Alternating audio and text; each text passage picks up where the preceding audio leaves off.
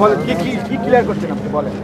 এটা হচ্ছে আপনার ওই আমরা প্রিন্টার থেকে দিতেছি টিকিটটা মানে প্রিন্ট করে দিতেছি। হ্যাঁ, সেটা আমরা প্রিন্ট করতে পারি না। প্রিন্ট করতে পারি না মানে আমাদের মানে আপনি নিজে আইন বানিয়ে ফেলেন? না স্যার, আইন বানাইতে বিষয় তাহলে কি আমরা ওনারা বলছিল প্রথমে ওরা হচ্ছে লোকাল। হ্যাঁ, সেই জন্য আমরা টিকিটটা দিয়েছি। আচ্ছা শোনো, একেবারে আপনি শয়তানিটা বন্ধ করেন। আপনি কি টিকিট দিতে পারেন নাকি? আস্তে ভাই, আস্তে আস্তে। এটা মানে অপরাধ করেছে, অপরাধের শাস্তি হবে। না, শাস্তি হবে। আমার প্রশ্ন হচ্ছে উনি আবার বলতেছে যে আমি বলি সেটা হলো যে আমাদের এখানে একটা প্রভিশন আছে, যদি লোকাল হয় তুমি একটু সাইডে যাও, পিছনে যাও, একটু পিছনে যাও। যদি লোকাল হয়, লোকাল যাত্রীরা তাদের আইডি কার্ড দেখিয়ে 500 টাকার বিনিময়ে যেতে পারবে, এটা বলা আছে, এটা করা আছে।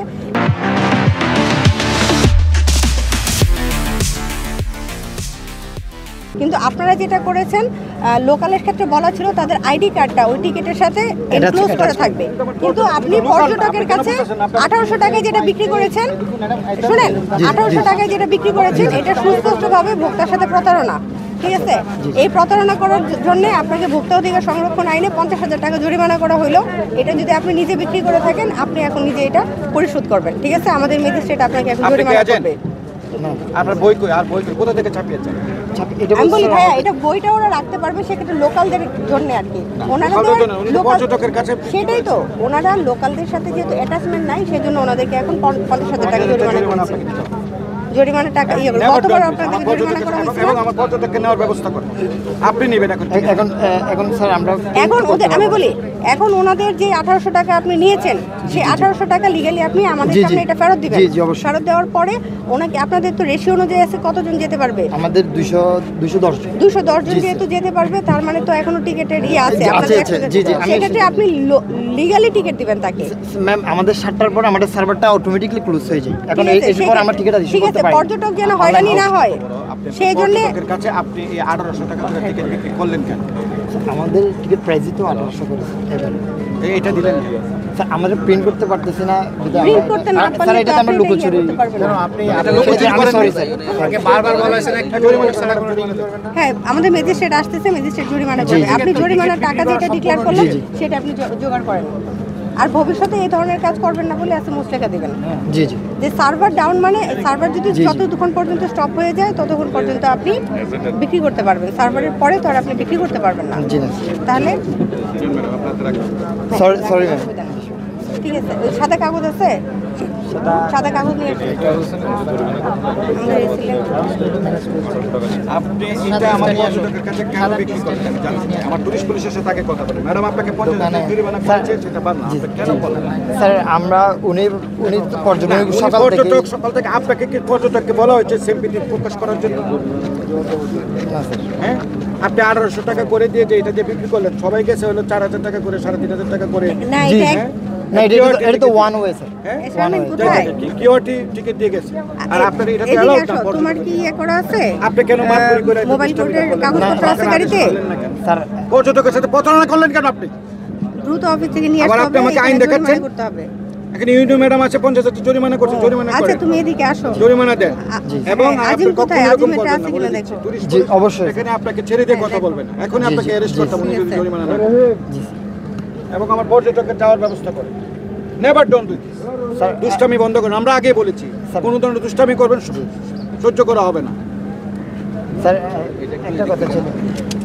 ঠিক আছে ম্যাডাম, থ্যাংক ইউ। হ্যাঁ, গেলাম। অবশ্যই, ঠিক আছে। কিছুই না, আমার পরিবারের বাকি সদস্যরা কিউআর কোড সহ টিকিট নিয়ে ঢুকেছে। সো আমি খুঁজতেছিলাম, এখানে উনি নাই এখন, যার কাছ থেকে আমি কিনছি। সো হ্যাঁ, মানে কিউআর কোড সহ টিকিট দেওয়ার চেষ্টা করা হয়েছে অনেকক্ষণ, পরে তাদের সার্ভার নাকি ডাউন ছিল।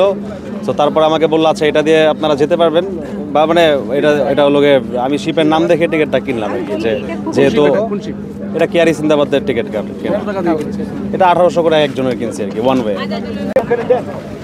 না পারবে কেন দিবেন না? ওনারা এখন তো বলেন টিকিট কেটে আনতে পারবে। নুরমোহন ভাই, সিস্টেম থেকে ওনাদের 3 জনের টিকিট কাটা দেন। সিস্টেম থেকে 3 জনের টিকিট কেটে দেন। আমার যাত্রী এখানে অলরেডি দাঁড়াতে। আরে 3 জনের টিকিট কাটা দেন না। হ্যাঁ, আপনাদের যাওয়ার ব্যবস্থা করতেছি। এই 3 জনের টিকিট কাটার ব্যবস্থা করেন না। মিথ্যা বিজ্ঞাপন দ্বারা টাকা ও তো জানে না আমি জানি স্যার আমি হচ্ছে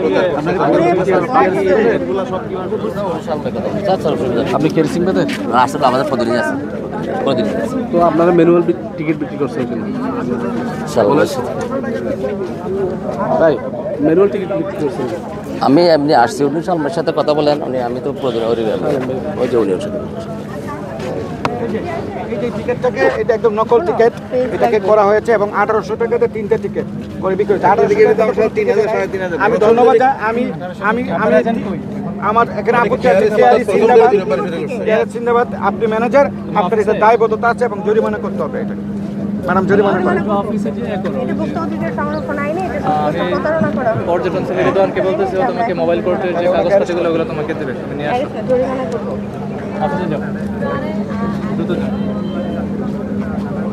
এটাকে আমরা মানতে পারলাম না সরাস উই আর সরি যে যেখানে মানুষ 4000 টাকা টাকাতে টিকিট কাটতেছে সেখানে আপনারা না কেন করেন আপনি আপনি জিএম আপনি জানেন না আপনার এজেন্টরা কিরকম করতেছে আচ্ছা What's the problem of it? ওই এজেন্টকে ডাকেন তার এজেন্সিপের আছে ইয়া করবেন আপনার এজেন্টকে বাতিল করতে হবে এটা এবং আমার পর্যটককে কোন যাওয়ার ব্যবস্থা করতে হবে আপনি ফ্রি টাকা আপনি টাকা ফ্রি টাকা দিবেন টাকা ফেরত দিবেন ওর 28 আর এটা কোথায় মানে এটা কোন এই এজেন্টকে এটা কোন এজেন্ট বলেন এজেন্ট বা এটা বইয়ের বইটা কোথায় এই বইটা কোথায় পাইলেন এটা তো একটা নকল জিনিস আর এই বই তো এখানে আসার কথা না।